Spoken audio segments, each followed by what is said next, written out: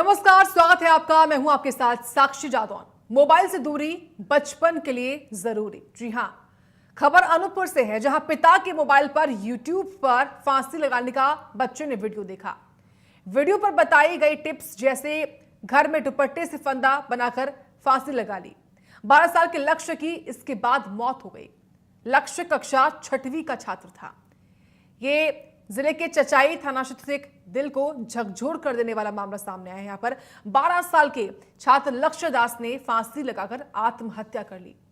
छात्र स्वामी विवेकानंद स्कूल में कक्षा 6वीं में पढ़ता था। सबसे हैरान कर देने वाली बात यह रही कि छात्र ने मोबाइल में यूट्यूब पर फांसी लगाने से जुड़े वीडियो सर्च भी किए थे। छात्र ने गमछी और दुपट्टे का फंदा बनाया और ये कदम उठाया। चचाई पुलिस इस मामले की जांच कर रही है, लेकिन बात केवल जांच तक सीमित नहीं है। बात यह है कि आखिर क्यों मोबाइल में इस तरह के कंटेंट बच्चों को आसानी से मिल जाते हैं। और ये मामला जहां लक्ष्य दास, इसकी उम्र केवल 12 साल थी, इस बच्चे ने भी मोबाइल पर ये पूरी वीडियो देखी कि कैसे फांसी लगाई जाती है। आप सोचिए, कैसे बच्चे ने 12 साल की उम्र में ये बच्चा ये सर्च कर रहा है, ये देख रहा है कि फांसी कैसे लगाते हैं। उन स्टेप्स को उसने फॉलो किया, घर में रखे दुपट्टे का इस्तेमाल किया, फांसी का फंदा बनाया और अपनी जीवन लीला समाप्त कर ली। हालांकि इसके पीछे तमाम तरह के जो एंगल्स हैं या फिर क्या वजह हो सकती है यहां तक पहुंचने की, इसको लेकर भी जानकारी आ रही कि बच्चा मानसिक दबाव में था। लेकिन सबसे बड़ी बात तो ये कि इस बच्चे के लिए अगर मानसिक दबाव में था भी, तो क्या ये पेरेंट्स की नज़र से दूर था?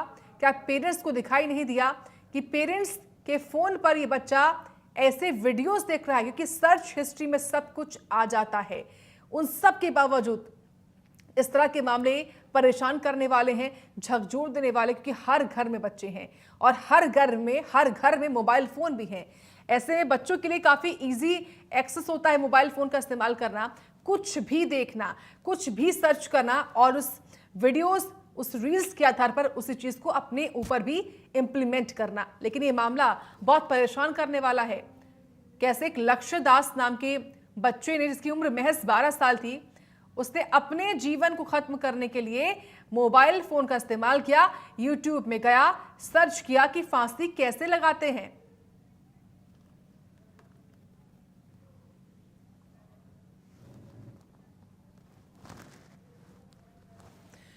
तो ये मोबाइल किस तरीके से जानलेवा साबित हो रहा है,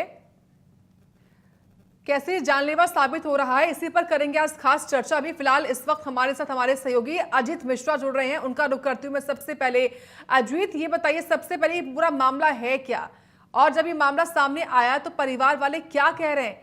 क्या उनको मालूम नहीं था कि उनका बच्चा मानसिक दबाव में है, और ये क्या उसका पर्सनल मोबाइल फोन था?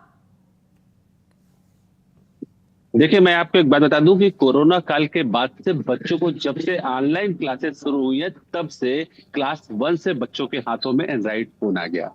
और उसके बाद परिजन भी इस बात को लेकर के कि बच्चा ऑनलाइन पढ़ रहा है, तो लगातार हम बच्चों को मोबाइल देते हैं। इस बच्चे के परिवार की जो पोजीशन थी, वो एक कोर्ट में केस चल रहा है, माता पिता का दोनों अलग रह रहे थे, पारिवारिक परिस्थितियां ऐसी थी, और खासतौर पे इस वजह से वो पढ़ाई नहीं कर पाता, जिसको लेकर के उसने एक सुसाइड नोट भी छोड़ा है। जो पुलिस सूत्र बताते हैं, हमारे एसपी विक्रांत मुराद से भी बात हुई है, उन्होंने जो बात कही है वो और चौंकाने वाली है कि वो ये कह रहा है कि पढ़ाई में कमजोर था, पढ़ाई में लद्दड़ था, उसे लोग परेशान करते थे, उसके माता पिता को लेकर के बातचीत करते थे।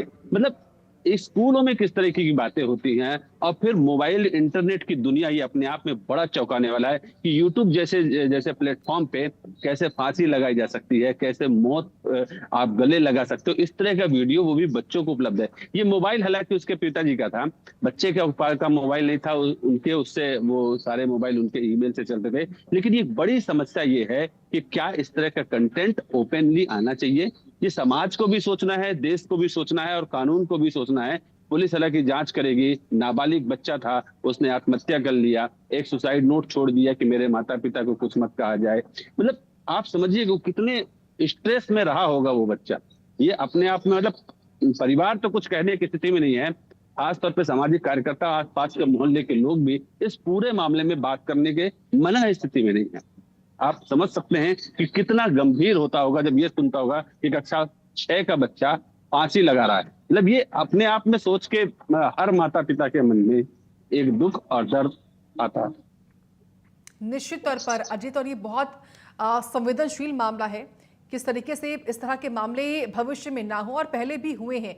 वजहें अलग अलग रही क्यों ना हो, लेकिन मामले पहले भी हुए हैं, लेकिन ये मामला थोड़ा अलग बन जाता है। इस वक्त खास मेहमान में जुड़ रहे हैं, क्लिनिकल साइकोलॉजिस्ट हैं डॉक्टर संजीव त्रिपाठी जी हैं। डॉक्टर साहब, बहुत स्वागत है आपका इंडिया न्यूज मध्य प्रदेश छत्तीसगढ़ पर।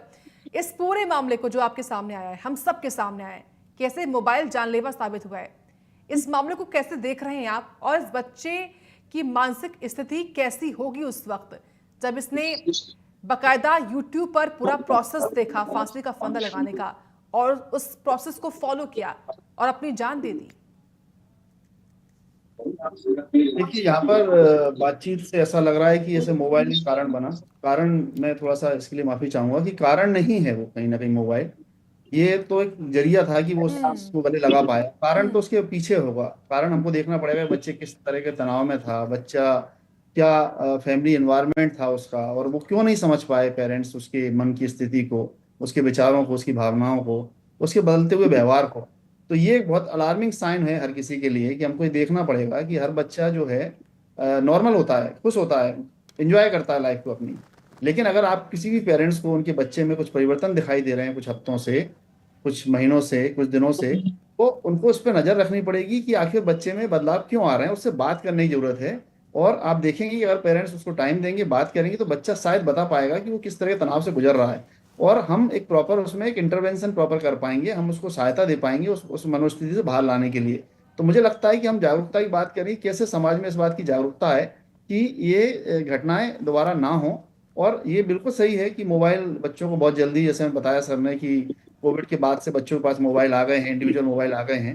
तो मैं हमेशा इस बात की पैरवी करता हूँ कि छोटे बच्चों को, स्कूल गोइंग बच्चों को कभी भी पर्सनल मोबाइल नहीं देना चाहिए, एक बात। और दूसरी बात, उनको कभी भी प्राइवेसी में यूज करने की परमिशन नहीं होनी चाहिए। वो जब भी उस मोबाइल को यूज करें तो वो हमेशा दूसरों के मौजूदगी में हो, तो उससे पता चले कि वो क्या देख रहा है, किस तरह कंटेंट देख रहा है। तो शायद हम इस तरह की घटनाओं को बचा सकते हैं। और बच्चों में और भी जो मोबाइल से होने वाली समस्याएं, जैसे बहुत बच्चे आजकल एडिक्शन में जा रहे हैं, मोबाइल के एडिक्शन में जा रहे हैं, और उनसे मोबाइल ले लो तो वो एग्रेसिव हो जाते हैं और इस तरह कदम उठा लेते हैं। तो मोबाइल बहुत कारणों में भी एक बड़ा कारण है कि बच्चों में जो, कई बच्चों में मनोवैज्ञानिक जो समस्याएं आ रही हैं वो कई बार मोबाइल से भी आ रही हैं। पर इस केस में मुझे ऐसा लगता है कि यहाँ पर कारण कुछ और थे, और हमको उन कारणों को जानना, उनके प्रति जागरूक होना ज्यादा जरूरी है, जिससे कि हम इस तरह की घटनाओं को देखिए रोक संजीव सकें। जी, मैं आपको रोक रही हूँ क्योंकि इसमें कोई दो राय नहीं कि मोबाइल जो है एक लौता रीजन नहीं हो सकता है इसके पीछे का। लेकिन जिस तरह से जानकारियां जो अजीत भी बता रहे हैं लगातार कि जो बच्चा था वो काफी वक्त से अकेलेपन का शिकार था या मानसिक तनाव में था, और वो इस वजह से कि वो पढ़ाई में अच्छा नहीं है, उसको उसके जो लोग हैं, चाहे वो उसके फेलो स्टूडेंट्स क्यों ना हो या फिर अन्य जो लोग क्यों ना हो, जो अजीत बेहतर बता पाएंगे कि तमाम जो लोग थे वो ये कहा करते थे कि वो पढ़ाई में अच्छा नहीं है, और तमाम तरह के जो कमेंट्स हैं वो पास करते थे। क्या ये चीज़ उनके पेरेंट्स को कभी दिखाई नहीं दी होगी, या पेरेंट्स भी उस चीज़ में शामिल हो? क्या वो भी इस तरह का जो दबाव है वो उस बच्चे पर बनाए करते होंगे? देखिए, बच्चे में मेरा इतना साल का एक्सपीरियंस, और मैंने देखा है कि जो बच्चा अगर नॉर्मल है तो उसमें कभी भी ना तो पढ़ाई को लेकर आपको दिखेगा कि वो पढ़ाई में कोई कमी महसूस, मतलब उसके अंदर व्यवहार में या पढ़ाई में उसका कहीं इंटरेस्ट कम है या वो परफॉर्मेंस कम कर पा रहा है। कुछ चाइल्डहुड साइकोलॉजिकल डिसऑर्डर होते हैं, हमको उन्हें आइडेंटिफाई करना बहुत जरूरी है, और बहुत सारे पेरेंट्स उनको आइडेंटिफाई नहीं कर पाते। और कई बार बच्चे ही, पेरेंट्स ही उन बच्चों पर इस तरह का व्यवहार करते हैं कि बच्चे और ज्यादा डिप्रेशन और एंजाइटी में चले जाते हैं। तो ऐसे बच्चे, हो सकता है कि वो स्लो लर्नर हो सकता है उसको लर्निंग डिसेबिलिटी हो। तो हमको अगर बच्चे में कहीं कोई पढ़ाई से संबंधित उसमें दिख रहा है कि उसको डिफिकल्टी हो रही है या उसका इंटरेस्ट नहीं आ रहा है, तो हो सकता है वो एडीएचडी हो, वो शायद कॉन्सेंट्रेट ही ना कर पाता हो पढ़ाई में। ऐसे बहुत सारे तमाम चाइल्डहुड साइकोलॉजिकल डिसऑर्डर्स होते हैं, जिनको आइडेंटिफाई करना हमारे समाज में, मुझे लगता है कि ज्यादा अवेयरनेस की जरूरत है, कि अपन उसको पहले ही आइडेंटिफाई कर पाए कि बच्चा आखिर क्यों नहीं पढ़ पा रहा है, बच्चे का इंटरेस्ट कम क्यों हो गया है पढ़ाई में। तो हम उसको सही समय पर आइडेंटिफाई कर पाएंगे कि और बच्चा लर्निंग डिसेबिलिटी का है, स्लो लर्नर है, या एडीएचडी वाला है। ज्यादातर ये केस बहुत कॉमन होते हैं बच्चों में। और जो रिसर्च कहती है उसमें, आप ये मान के चलिए कि एक क्लास अगर 40 बच्चों की है, तो उसमें 3 से 4 बच्चे लर्निंग डिसेबिलिटी के, एडीएचडी के या स्लो लर्नर हो सकते हैं। और वो चारों बच्चे जो है कहीं ना कहीं आगे जाके उनमें व्यवहारिक समस्याएं होती हैं, उनमें हमको कई बार सुसाइड जैसे केस देखने को मिलते हैं, उनमें डिप्रेशन, एंजाइटी देखने को मिलता है। तो अगर हम उनको सही समय पर आइडेंटिफाई कर लें तो हम शायद उनमें प्रॉपर टाइम पर हम उनको इंटरवीन कर पाएंगे। उसमें साइकोलॉजिकल मैनेजमेंट होता है, उसमें उनके स्टडी रिलेटेड उनको सपोर्ट मिलता है, उसके लिए स्पेशल एजुकेटर्स होते हैं। तो अगर वो हम दे पाएंगे तो शायद हम इस तरह बहुत सारे केस कम कर सकते हैं। निश्चित तौर पर। और अजीत, मैं आपके पास आऊंगी। हम इसलिए मोबाइल से दूरी की बात भी कर रहे हैं क्योंकि आजकल मोबाइल में हर चीज बहुत इजीली अवेलेबल है। बच्चे ने YouTube में ये सर्च किया, हालांकि YouTube के अपनी अलग गाइडलाइंस होती हैं, क्राइटेरिया होता है कि कौन कौन से कंटेंट उस पर नहीं होने चाहिए, लेकिन फांसी का फंदा लगाने के जैसी वीडियोस भी वहां पर अपलोड होना और बच्चों का उनको देख पाना, ये भी एक सोचनीय विषय है। अजीत, लेकिन इस पूरे मामले को बताइए, जिस तरह का डॉक्टर संजीव जी भी बोल रहे हैं, क्या परिवार को भनक नहीं थी? क्या परिवार को थोड़ा शक भी नहीं था कि उनका बच्चा इस दिशा में जा सकता है? इतना मानसिक तनाव वो ले रहा है इस बात का कि वो पढ़ाई में अच्छा नहीं है। क्या कह रहे हैं पेरेंट्स? देखिए, लक्ष्य के परिवार की अगर बात की जाए तो लक्ष्य का जो परिवार था वो इस समय स्वयं में एक अपने तनाव में माता पिता दोनों जूझ रहे हैं, और वो है पारिवारिक तनाव। वो तनाव है आपस में, दोनों के डाइवोर्स का मामला चल रहा है, दोनों अलग रह रहे हैं। इस वक्त स्थिति ये थी कि जो 6 महीने की टाइम पीरियड होती है अपने संबंधों को सुधारने को लेकर के, वो 6 महीने का वो पीरियड चल रहा है। तो डाइवर्स जरूर नहीं हुआ था, लेकिन पारिवारिक कलह बहुत थी, और शायद बच्चे के मानसिक स्थिति में वो भी था कि उससे बात करने वाला कोई व्यक्ति नहीं था। सुबह उठता है, दादा का मोबाइल लोग पकड़ा देते हैं कि जाओ बेटा। अक्सर घरों में हमने देखा है कि जब कोई बच्चा किसी चीज का सवाल करता है या परेशान करता है तो माता पिता अक्सर उसे मोबाइल दे देते हैं कि आप दीजिए, खाना नहीं खा रहा तो मोबाइल दे दिया। आप देख सकते हैं बहुत सारे ऐसे वीडियोस आते हैं, आपके आमने सामने भी वो स्थिति होती। ये कंडीशन कुछ लक्ष्य के यहाँ भी था कि वो उसका एकमात्र सहारा मोबाइल था। अगर शायद वो ये चर्चा किसी व्यक्ति से करता तो वो ये घटना नहीं कर पाता, लेकिन मोबाइल ने उसे उपलब्ध कराया। वन वे टॉकिंग हुई यूट्यूब से, और वो जाकर के उसको फांसी लगा लिया। रही बात उसके स्कूल में जिस तरह से उसके पढ़ाई का काम था, डॉक्टर साहब ये बता सकते हैं, क्लिनिकल साइकोलॉजी में ये चीजें होती भी हैं बच्चों के। चाइल्ड साइकोलॉजी में जो हम अभी केंद्रीय विद्यालय के प्राचार्य से भी बात कर रहे थे और भी समाज सेवी से बात कर रहे थे, लगभग इस समय इतना स्ट्रेस है और माता पिता स्वयं बच्चों को ध्यान नहीं दे पाते।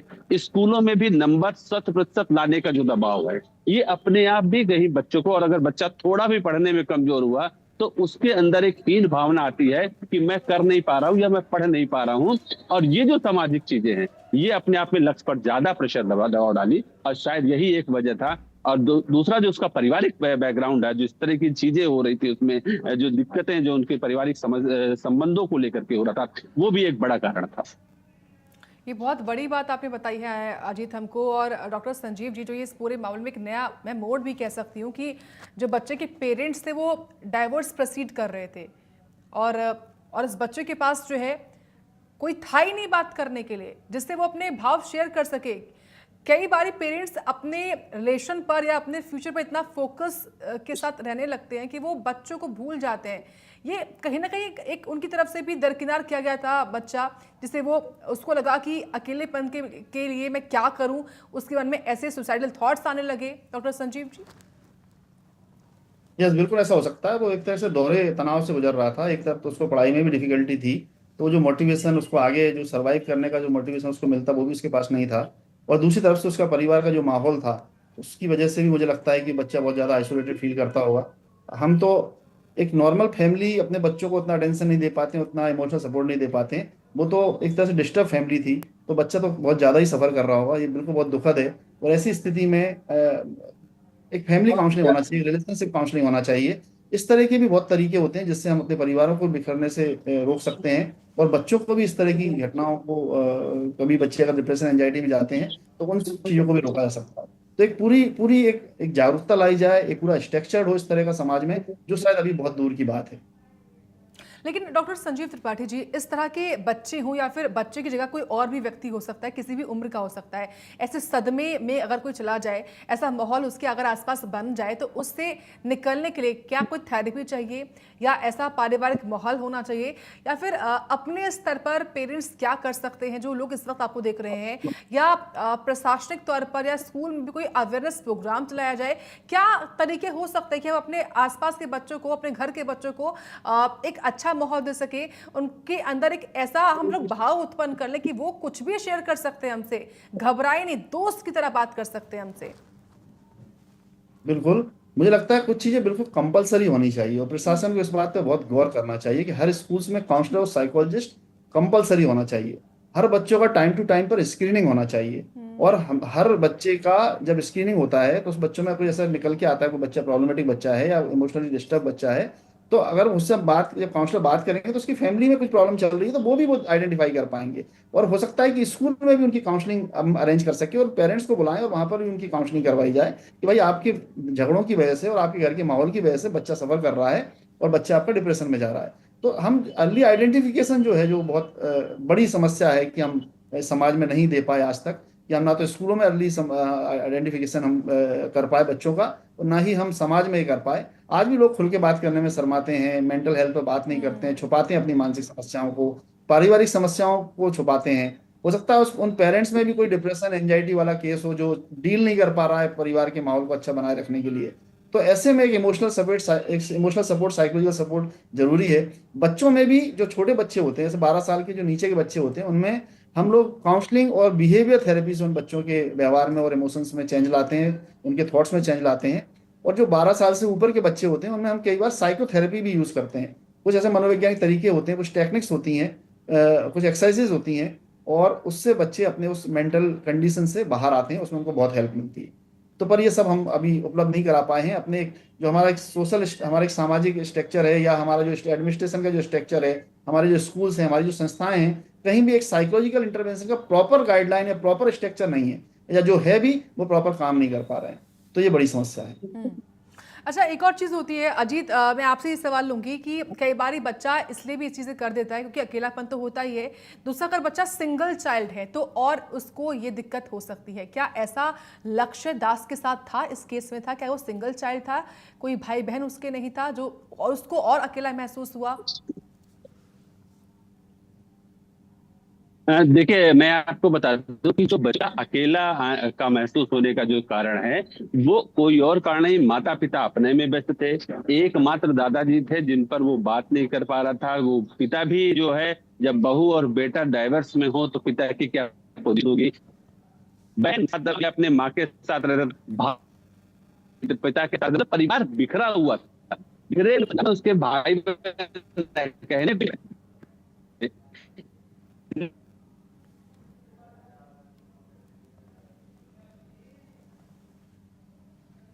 ठीक है, अजीत, आपके अभी संभवतः नेटवर्क प्रॉब्लम हो रहा है।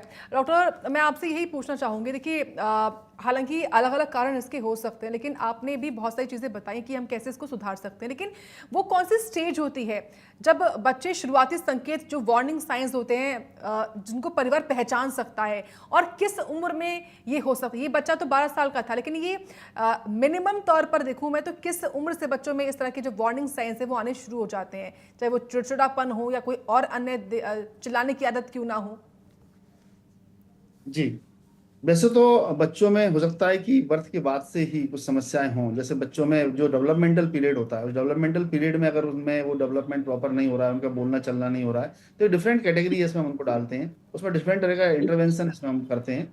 लेकिन जो बात आप कर रहे हैं इमोशनल लेवल पर डिस्टर्बेंस की, जो बात कर रहे हैं कि बच्चे के व्यवहार में बदलाव आ रहा है, तो जनरली 4-5 साल के बच्चे स्कूल गोइंग, मतलब स्कूल में जब बच्चे एडमिशन ले रहे होते हैं, तो उस समय ज्यादा देखने को मिलता है कि बच्चे उसके साथ एडजस्ट नहीं कर पाते, तालमेल नहीं बिठा पाते। क्योंकि घर में तो जब तक वो स्कूल नहीं जाते तो घर में तो एक सेफ एनवायरनमेंट मिलता है या सपोर्टिव एनवायरनमेंट मिलता है, या बहुत ज्यादा एक्सपेक्टेशंस नहीं होते हैं, तो बच्चा वहां पर कंफर्टेबल फील करता है। लेकिन जैसे ही बच्चा स्कूल में जाने लगता है और वहां पर वो स्कूल के एनवायरनमेंट में एडजस्ट नहीं कर पाता है, तो उसमें उस समय एक आइडेंटिफिकेशन साइन मतलब हमको देखने को मिल सकते हैं, कि हमको पता चले कि बच्चा क्यों एडजस्ट नहीं कर पा रहा है। बच्चा तो हाइपर एक्टिव है, एडीएचडी उसको हो सकता है, या उसमें लर्निंग इश्यूज हो सकते हैं। और फिर वो इसका इफेक्ट जो है सिर्फ स्कूल तक सीमित नहीं रहेगा, वो घर में भी कहीं ना कहीं शो करेगा, वो अपने रिलेशनशिप में कहीं ना कहीं शो करेगा।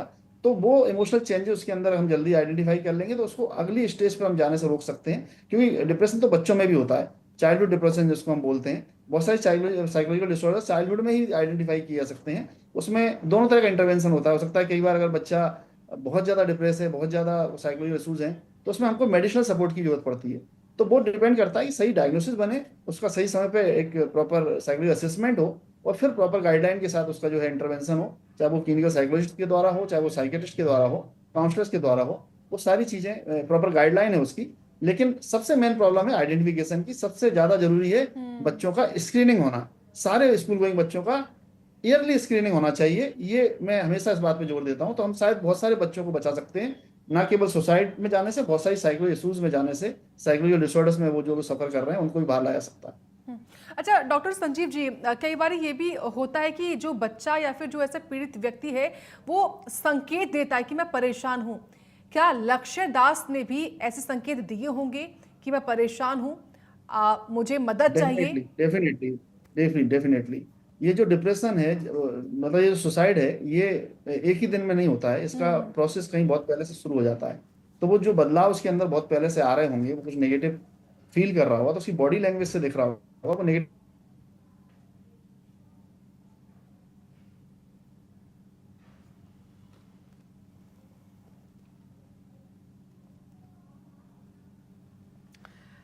ठीक है, मुझे आपको माफी के साथ रोकना पड़ रहा है। डॉक्टर संजीव त्रिपाठी जी, आपका बहुत धन्यवाद। अजीत, आपका बहुत धन्यवाद, आपने तमाम मुद्दों पर जानकारियां दी और खास तौर से इस मुद्दे पर जो कि अपने आप में संवेदनशील है।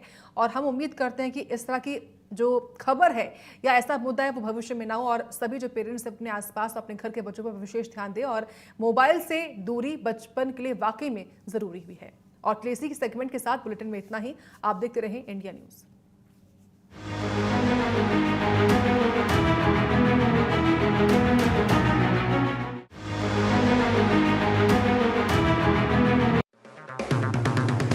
अगर आप बनना चाहते हैं